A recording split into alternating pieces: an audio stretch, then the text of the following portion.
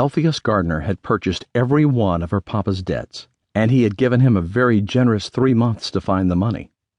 If not, he would take the prize of his choosing. Though it did not say so in words, the meaning of the document and subsequent events were clear. Her papa had unwittingly sold her to the highest bidder. Well, she would not permit such a thing to happen. If even the thought of having to sell his own daughter had not been enough to change his ways, Catherine knew that nothing she could say or do would ever make one iota of difference. When she thought of the fact that he had sold her before he had considered selling their possessions, or even considered taking out a mortgage on their house, told her that her dear papa, the man who had loved her and cared for her, was no more.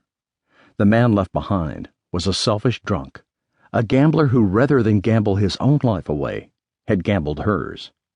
Well, she would not stay here and let him do so.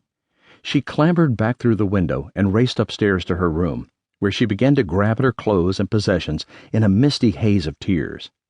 She was not sure what to do or where to go, but she knew she could not stay here and await the fate laid out for her, and so, bravely, she wiped away her tears, picked up her bags, and walked regally down the grand staircase, as if she was daring anyone to stop her. As she reached the door, she turned and looked at the life-size portrait of her grandpa that hung above the mantel. Grandpa had been a hard man, made bitter by his experiences as a poor boy, turned out of his home.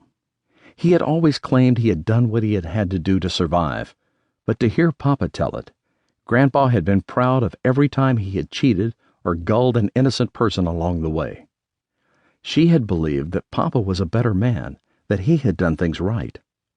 Maybe he had, but Papa was not Papa anymore.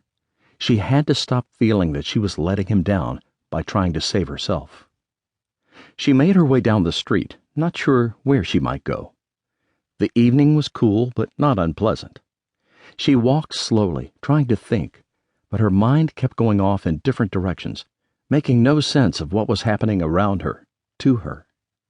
She walked, and finally found herself at the entrance of Young's Hotel. She didn't have much money, but she had enough to get herself a room for a few nights while she tried to figure out what to do next, and so she went inside. The lobby was brightly lit, and people were hurrying around with bright smiles upon their faces. A kind gentleman at the desk took her details and gave a large key to a lad hovering behind her. "Please take this young lady up to room 416, he said, as the boy took her bags and ushered her away. In minutes, she was inside a luxurious room, with a large bed and a comfortable area in which she would be able to relax, with plush chairs and a table. Newspapers were stacked neatly in a rack, and a bureau stood open with good paper, pens, and ink inside. Exhausted, she collapsed onto the elegant chaise lounge, and smiled warily as the boy put her bags down. "Would you like me to get one of the maids to help you unpack?" he asked. "No, I think I would rather to just sleep tonight. Maybe someone could bring me up some chocolate in the morning and assist me then, though I am not sure how long I shall be staying." He nodded and disappeared. She pulled out her nightgown and washed her face in the large ewer at the washstand. The bed was delightfully comfortable, and she sank into the pillows, praying she would wake up in the morning and find that it had all been a bad dream.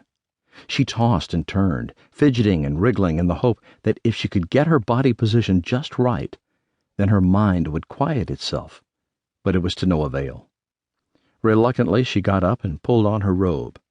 She took a newspaper from the rack and began to flick through it absent-mindedly. But she soon stopped and stared.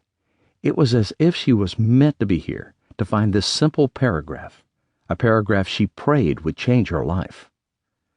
"A gentleman of Montana seeks a woman with a view to matrimony. She should be polite and good, and not afraid of hard work.